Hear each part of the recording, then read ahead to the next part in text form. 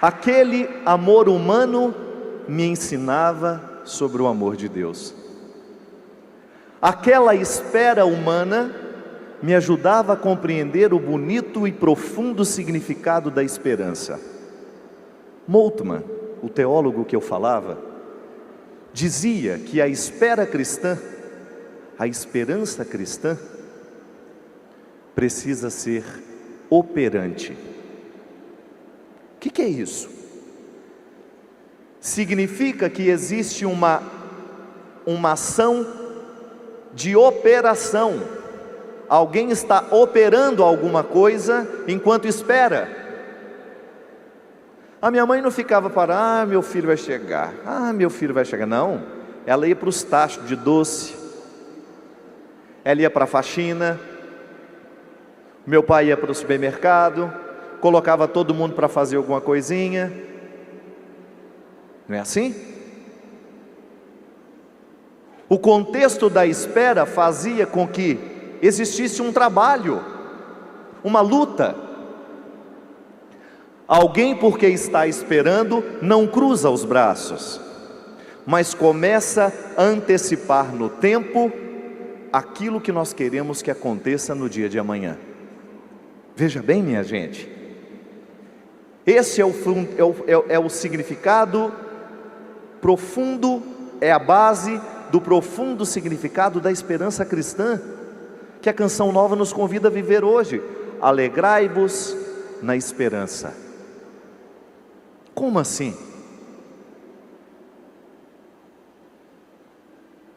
Como é que eu posso fazer brotar a alegria a partir da esperança?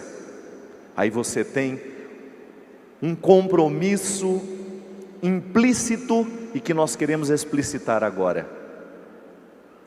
Só tem direito de sorrir aquele que verdadeiramente preparou as razões para o sorriso.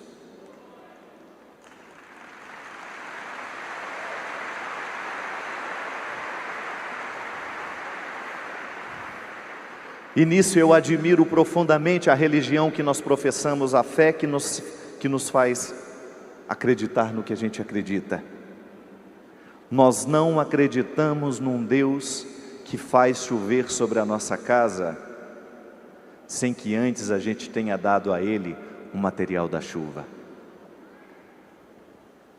A esperança é comprometedora, porque eu digo que espero, eu tenho que demonstrar nas minhas atitudes, eu tenho que fazer da minha vida um contexto de ações, para que a minha esperança não seja em vão, não seja em vão. Nós muitas vezes queremos a alegria, nós queremos a felicidade na nossa vida, nós queremos a realização, mas nós não queremos o compromisso da esperança. Esperança não é cruzar os braços e esperar que as coisas aconteçam, é uma expectativa que nos coloca num processo de ação. Isso é concreto, isso é cidadania. Até na compreensão do que nós chamamos de cidadania, o conceito de esperança se aplica. A maneira como nós lidamos com aquilo que é público. Vejam bem, as catástrofes que nós estamos vivendo nos dias de hoje, cada dia é uma coisa que acontece, minha gente. Todos os dias você tem motivo, e até ontem eu dizia no meu Twitter, né? Muda a notícia, mas o sofrimento continua lá. Pararam de noticiar as tragédias do Haiti, mas o povo haitiano continua sofrendo. Porque depois do Haiti teve o Chile, já esquecemos o Chile, fomos agora para Niterói, fomos para Angra, Rio de Janeiro. São muitos os lugares em que a dor humana está acontecendo. Aí você precisa pensar, onde é que nesta tragédia está a responsabilidade humana? Eu ouso dizer que em 90% dos casos. Os outros 10% fica para aquele que faz parte do processo natural de uma realidade criada que tem limites e que, se não é respeitada, ela manda os seus recados. Aí, diante da tragédia, o que nós podemos fazer? Como é que nós podemos ajudar a reconstruir a alegria daqueles que estão destruídos? Pela esperança, devolvendo a esperança. Mas como é que essa esperança pode ser devolvida? Através de atitudes concretas. Hoje de manhã ainda estava vendo o noticiário, mostrando os inúmeros voluntários lá no Rio de Janeiro, todos eles mobilizados para fazerem alguma coisa para que aqueles que sofrem deixem de sofrer. Alguma coisa precisa ser feita, porque senão a esperança ela é vã, ela não toca, ela não acontece, ela não nos convence. A esperança, minha gente, é uma construção. Assim como nós precisamos lançar alicerces para que a casa não caia, a gente precisa tomar cuidado de todas as ferragens, de todo o material que está sendo usado para que essa construção continue de pé. Mas se nós quisermos a alegria sem os comprometimentos da esperança, nós vamos ficar desiludidos. E a palavra de Paulo, ela não nos ilude. Alegrai-vos, está aqui, repito, alegrai-vos. Alegrai-vos sempre no Senhor, eu repito. Seja a vossa moderação conhecida de todos os homens, perto está o Senhor. Não andeis ansiosos de coisa alguma, em tudo, porém, sejam conhecidas diante de Deus as vossas petições pelas orações e pelas súplicas com ações de graças. E a paz de Deus, que excede todo entendimento, guardará o vosso coração e a vossa mente em Cristo Jesus. Ter a mente e o coração em Cristo Jesus é a gente estar atento a tudo aquilo que a gente precisa fazer para que o que a gente espera possa verdadeiramente se concretizar na nossa vida. É a responsabilidade. Quanta tristeza vem morar dentro de nós, impedindo a chegada das alegrias, justamente porque a gente não soube esperar do jeito certo, a gente esperou de braços cruzados. A nossa petição, a nossa oração, tudo aquilo que nós pedimos a Deus, precisa estar aqui, conjugada na história, a partir de ações. Eu peço a Deus que me conceda a sua graça, que nunca é cessada, mas eu tenho que fazer a minha parte nessa história. É a minha luta, é a sua luta. Eu não sei se você assiste Super Nanny. Tem umas criancinhas ali que você tem vontade. Vocês assistiram ontem? Gente, ontem, quando a gente fica doente, a gente chora mais fácil, né? Eu chorei umas 3 vezes durante o programa. Ontem a Super Nanny visitou uma família que, quando mostrou o quadro, eu pensei, ixi, ela não vai dar conta não. O negócio era feio lá. Era uma avó que cuidava dos netos, já começou o problema. Vó que cuida de neto, minha gente. Eu já até recomendei, Eto, se você achar que dá certo,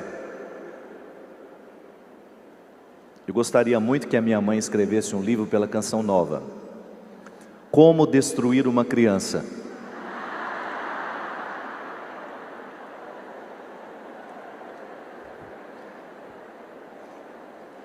Ela cuidou de uns netos. Dos filhos ela deu conta. Mas eu acho que o avô e a avó não podem ser os primeiros responsáveis pela criação dos filhos, dos outros. Para começar por aí, gente, não é filho dele. Eu nunca tive avô, porque eles morreram antes. Eu sou carente de avô e avó, acho que é por isso que eu estou gostando de velho. Acho uma belezinha. Para mim não tem fase melhor da vida para a gente conviver. Se você for pensar, uma criança que está sendo educada pela avó, ela perde o direito de ter avó. A avó é aquele carinho, aquele dengo que só pode durar meia hora, no máximo 1 hora por dia. Dengo de avó é a melhor coisa do mundo, mas tem que ser em doses terapêuticas, porque esse dengo estraga, senão fica igual eu agora, com dengue.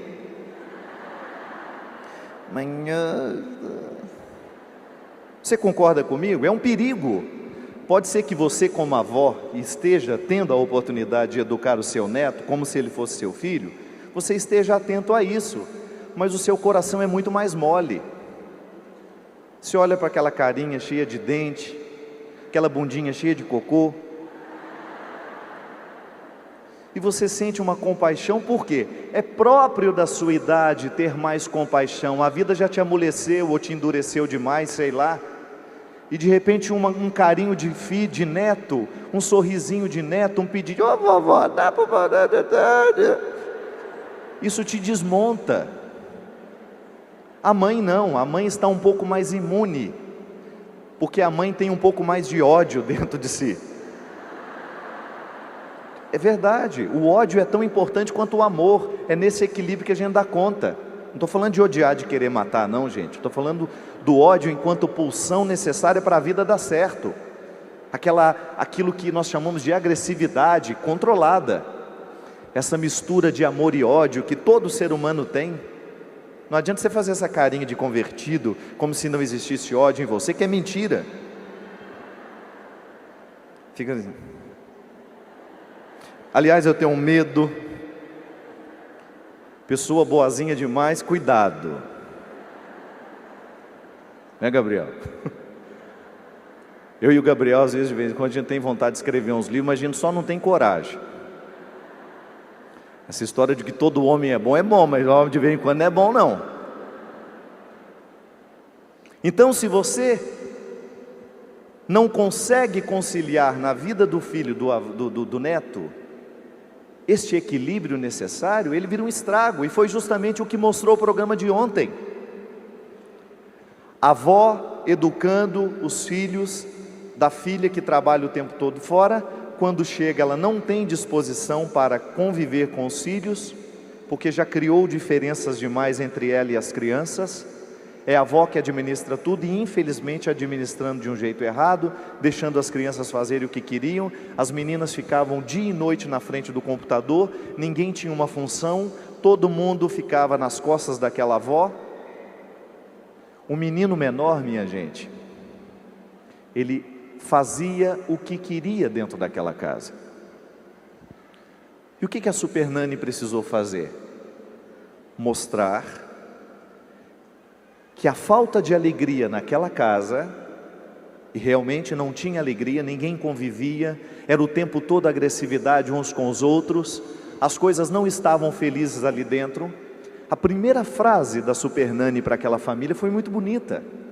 Ela disse assim: vocês não sabem ser felizes, vocês desaprenderam.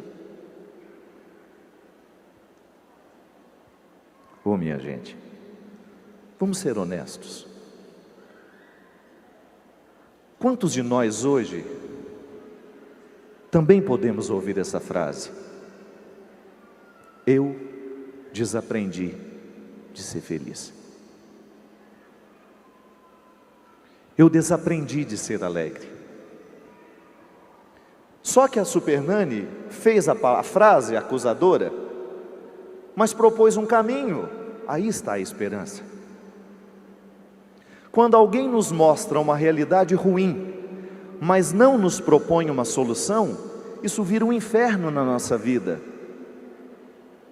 Mas quando alguém nos aponta uma fragilidade do nosso comportamento, do nosso jeito de ser, e nos coloca numa perspectiva de que alguma coisa pode ser feito, aí nós estamos diante do céu, que a música falava no início. Aí, minha gente, nós temos o direito de esperar pela alegria, sim, porque a gente não parou de lutar. Não parou de lutar. Esse é o segredo dos campeões. Esse é o segredo daqueles que ultrapassam o primeiro lugar. Eles não param de lutar, eles não desistem. E foi justamente o que aconteceu naquela casa, quando ela começou a propor que o caminho que pode nos levar à alegria é a esperança. Sabe como? Sabe como essa esperança foi estabelecida? Ela poderia muito bem ter dado um abraço naquela família, ter feito uma proposta: gente, vocês precisam conversar um pouquinho mais, vocês precisam ser mais amigos uns dos outros, essas crianças precisam ter atividades, elas não podem ficar o dia inteiro à toa. Não, a Supernanny conviveu com aquela família, colocando metas escritas na parede. Começou a fazer aqueles games que ela faz, de maneira muito didática, cristã. Aquela mulher é cristã, evangélica, fervorosa. Ela aprendeu no Evangelho. Ela faz parte dos raros educadores neste país que tem um pé na pedagogia e o outro na Bíblia, que conhecem os ensinamentos de Jesus, que sabe muito bem que sem amor nós não podemos ser felizes, que sem responsabilidade nós não podemos crescer, que sem compromisso não é possível ter ética, que sem honestidade não é possível ter sociedade. E aí começou a propor para aquela família um código novo de conduta: vamos esquecer a vida antiga. Esta vida antiga lhe fez esquecer a alegria. Vocês não estão sendo alegres. E aí colocou a mãe diante da filha, lavaram a roupa suja. A mãe reclamou: você me deixa sozinha demais. A Supernanny falou assim: diga olhando isso nos olhos dela. Que ela falou para a Supernanny: ela me deixa sozinha demais com os filhos dela, ela não me ajuda, ela não é minha amiga. A Supernanny disse: não é para mim que você tem que dizer, olhe para ela. E nisso a mãe começou a chorar. Tinha desaprendido de dizer alguma coisa para a filha olhando nos olhos. Encorajada, olhou e chorando disse: você me deixa sozinha, você não me considera sua mãe.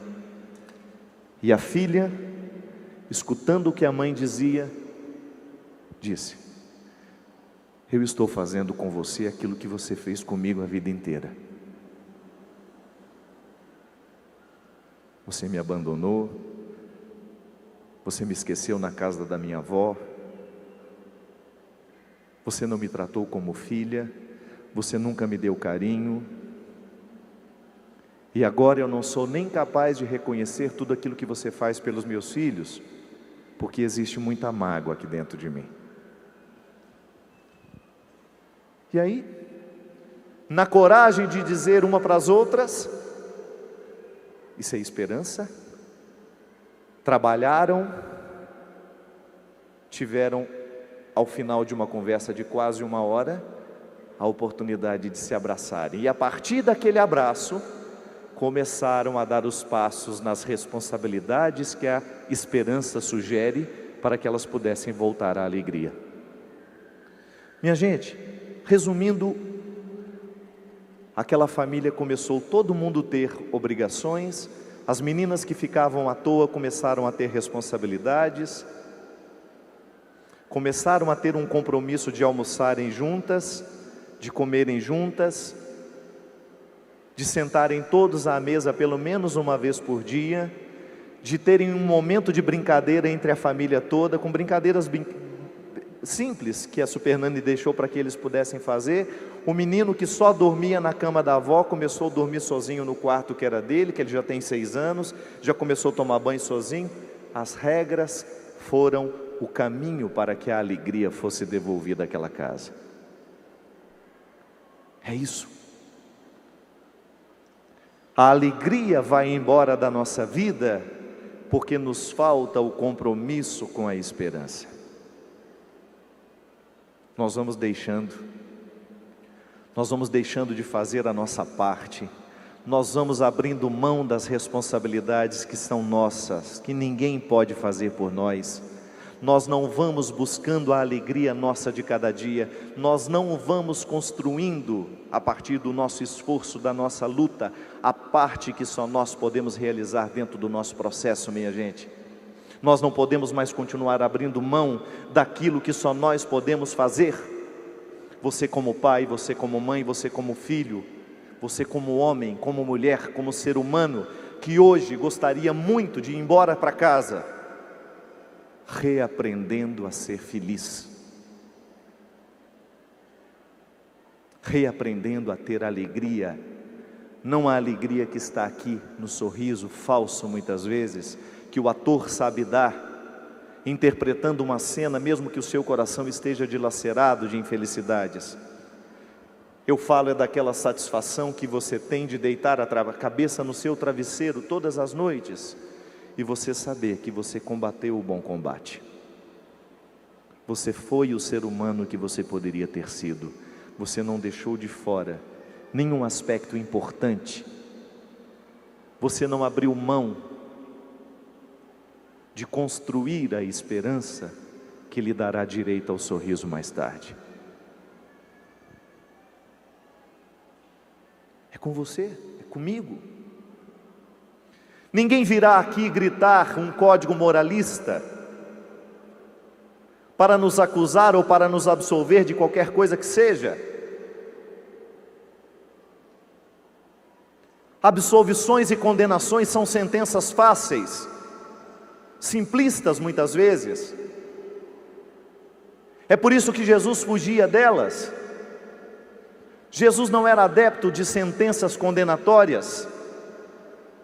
Ele preferia refletir a questão, ele preferia devolver a questão àquele que estava condenado, retirava do poder de quem condenava e devolvia ao que era condenado, para que o condenado mesmo tivesse condições de olhar se aquela condenação lhe cabia ou não.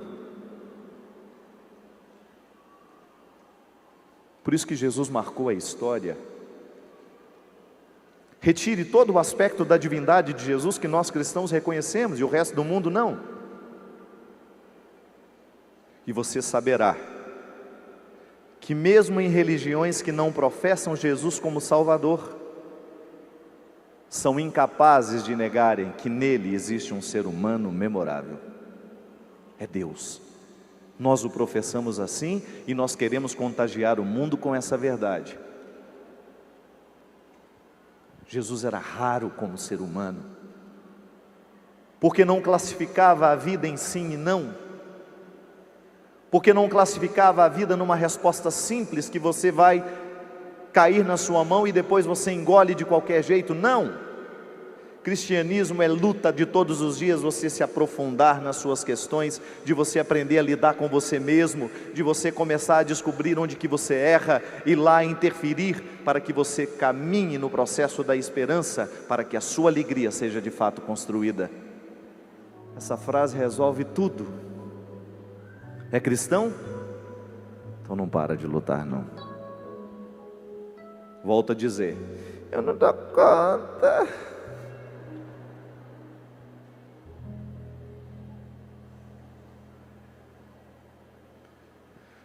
Oh meu Pai, eu não dou conta, é a frase que mais destrói as pessoas no mundo no dia de hoje. Para de fumar, criatura. Eu não dou conta. Então morre de câncer. Sopra câncer no nariz de quem estiver do seu lado. Empesteia o mundo com essa fumaça horrorosa. Vira Maria Fumaça de Tiradentes, andando.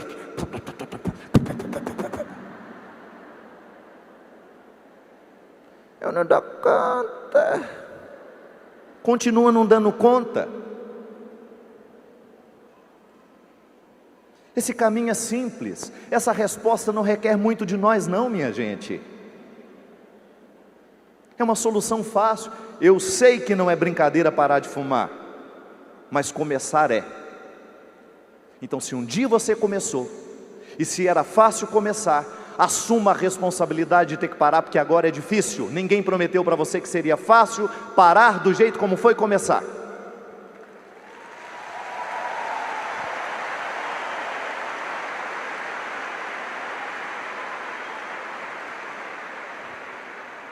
A pessoa está destruindo a sua saúde, está destruindo a saúde de quem está do lado, e ainda é incapaz de pensar nisso com responsabilidade. Aí fico muito ansiosa, preciso fumar.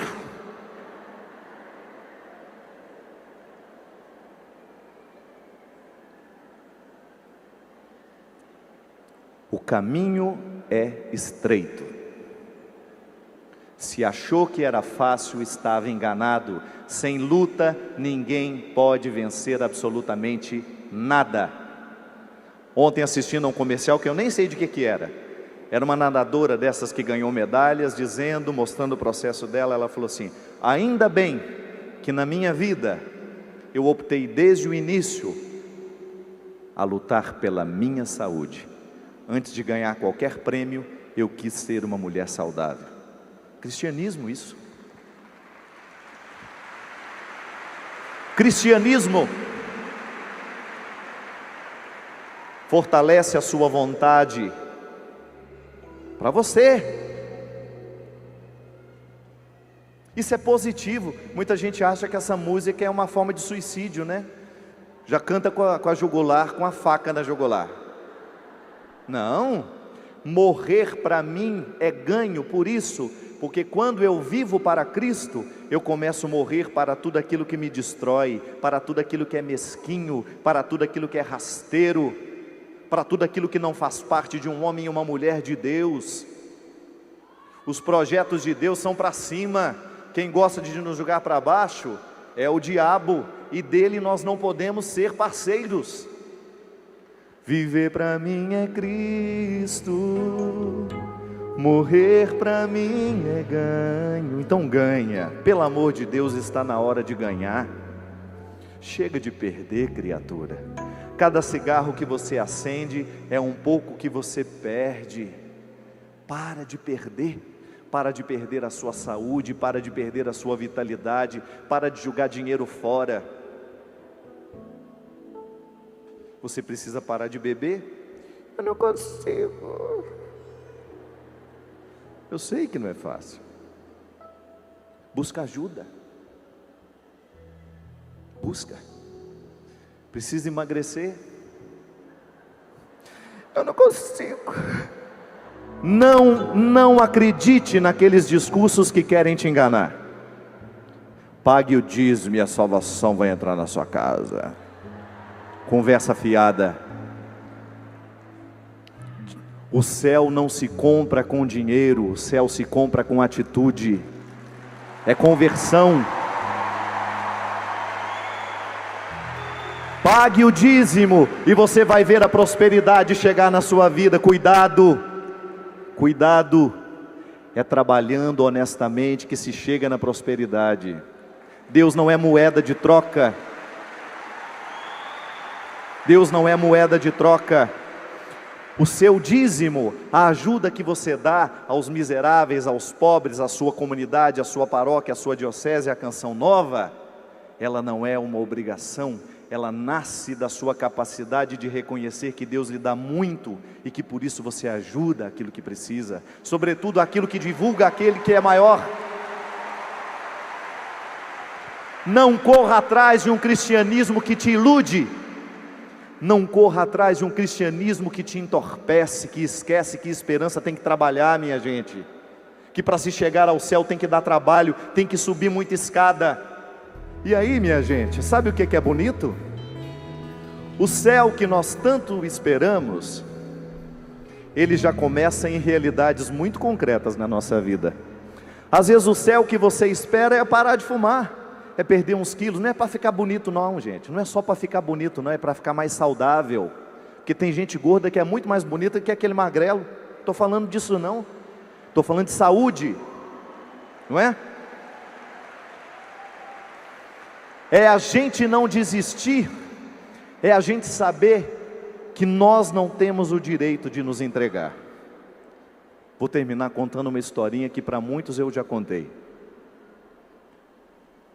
A minha mãe foi passar uma temporada em Aracaju.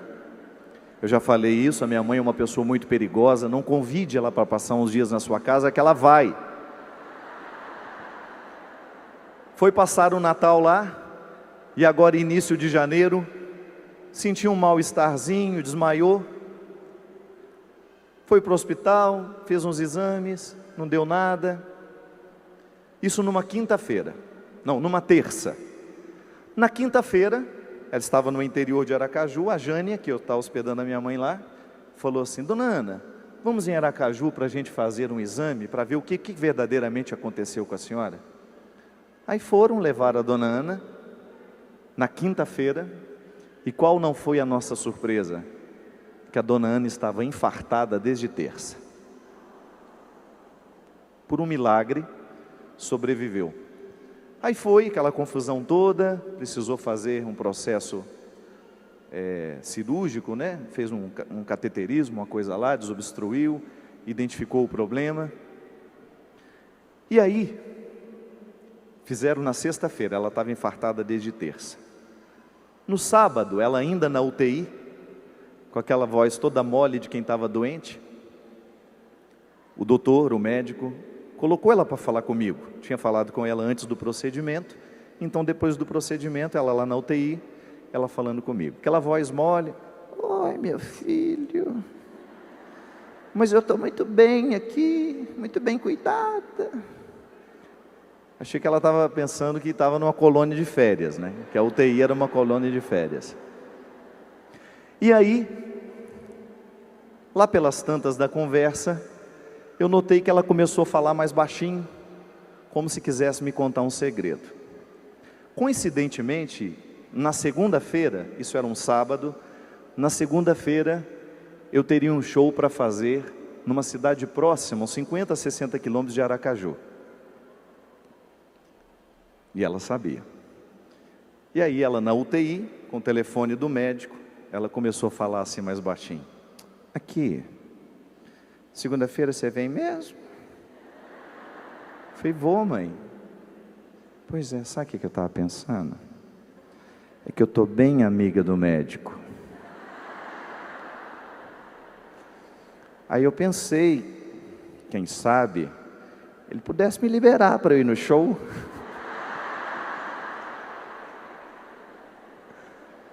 Quando terminou, e na hora eu fiquei bravo: mãe, que isso?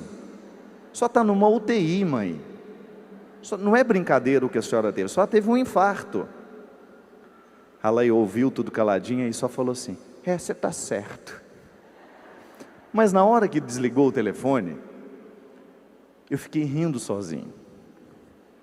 E mais uma vez a minha mãe me deu uma aula de esperança. Você sabe por quê, minha gente? Às vezes, por muito pouco, por uma dor de dente, a gente desiste. Hoje, quase que por causa de uma denguezinha, que eu nem sei se é dengue, é um mal-estar, da ponta desse fio de cabelo até a unha do pé, eu quase não vim para cá. Mas quando eu fiquei sabendo que você estava aqui, eu falei: eu não posso deixar de ir. Tá lá.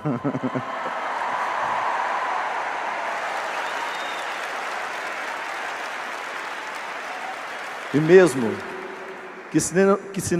se eu não aparecesse, o próximo livro que o Gabriel iria escrever comigo era Carta entre Inimigos. Quando eu desliguei o telefone, eu fiquei pensando nisso. Gente, a minha mãe, numa manhã de sábado, internada na UTI, ela continua fazendo planos para segunda-feira.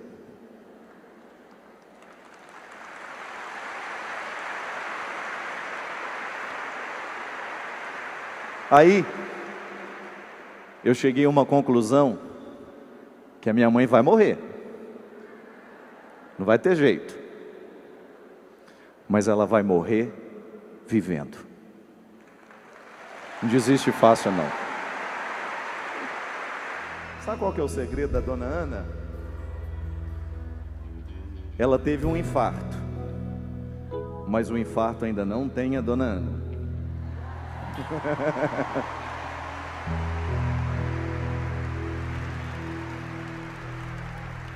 E aí, minha gente, olha quem está do seu lado aí. Tá capenga também ou não?